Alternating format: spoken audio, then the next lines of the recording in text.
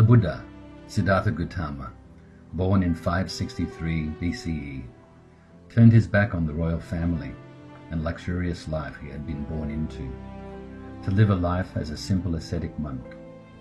At the age of 35, he became enlightened and saw things as they really are, having achieved a mental state of absolute egolessness, where he no longer felt any sense of self or craving.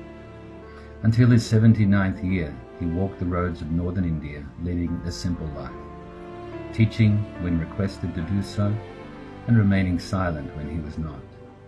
His many disciples, the monks, followed and lived in his example. On the evening of his 80th birthday, on the full moon day in May, the Buddha peacefully passed into Nirvana, to be born no more. Since that time, Buddhism, with its message of inner peace and happiness, spread first across Asia and eventually the world. In the last century, it has become widely accepted in the West. As it spread, it took on some of the local color and culture, so that it was understandable and acceptable to many different cultures. Between the 2nd and 7th centuries of the Common Era, Buddhism spread and became of religious importance in Afghanistan. Along with indigenous religions, Buddhism had the most adherents and cultural impact on the lives of the people of Afghanistan. Buddhist temples and stupas were built in many areas in the country. One such area was the Bamiyan Valley, which in 2003 was recognized as a UNESCO World Heritage Site. The Bamiyan Valley is located along the historical Silk Road, which was used as a trading route linking the markets of Asia and the Western world. The two most standout Buddhist monuments were the giant standing Buddha statues measuring 53 and 35 meters in height. The smaller of the statues was built between 544 and 595 of the Common Era. The largest statue was built between 591 and 644 of the Common Era. They are believed to have been built during the peak of the Kushan Empire, with the guidance of the local Buddhist monks. Chinese Buddhist pilgrim Zhang Zhang visited the site in 630 of the Common Era and described the Bamiyan Valley as a flourishing Buddhist center.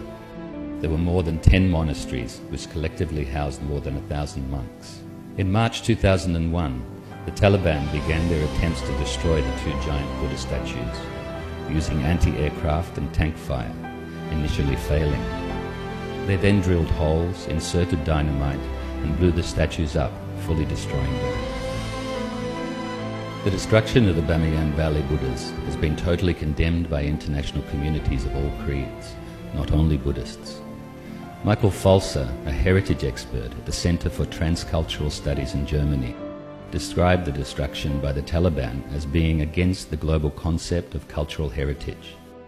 The Director General of the United Nations Educational, Scientific and Cultural Organization, UNESCO, Koichiro Matsuda, stated the destruction as a crime against culture.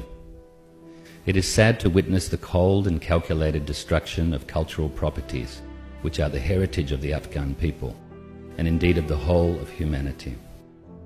Today, many ancient Buddhist cities in Afghanistan are still in danger of destruction due to the expansion and exploitation of the mining industry, to which the Afghan government has no objections. Along with the destruction of the two ancient Buddha statues, this may lead to more and more of the Buddhist heritage in Afghanistan, and the heritage of Afghanistan in general, being totally destroyed. This would be most unfortunate, and we should do our utmost best to avoid this type of cultural destruction anywhere on our precious planet. As the Lord Buddha taught, do no evil, do only good, purify the mind.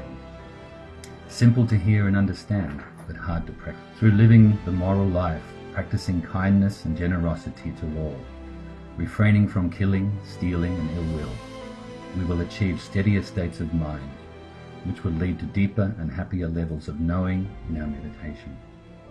This beneficial cycle of morality, good deeds and meditation will eventually lead to the enlightenment that the Buddha points to. And so because of the Buddha's birth, enlightenment and passing away on the full moon day in May, this day has become the most important day for all Buddhists worldwide to celebrate his life and his teaching.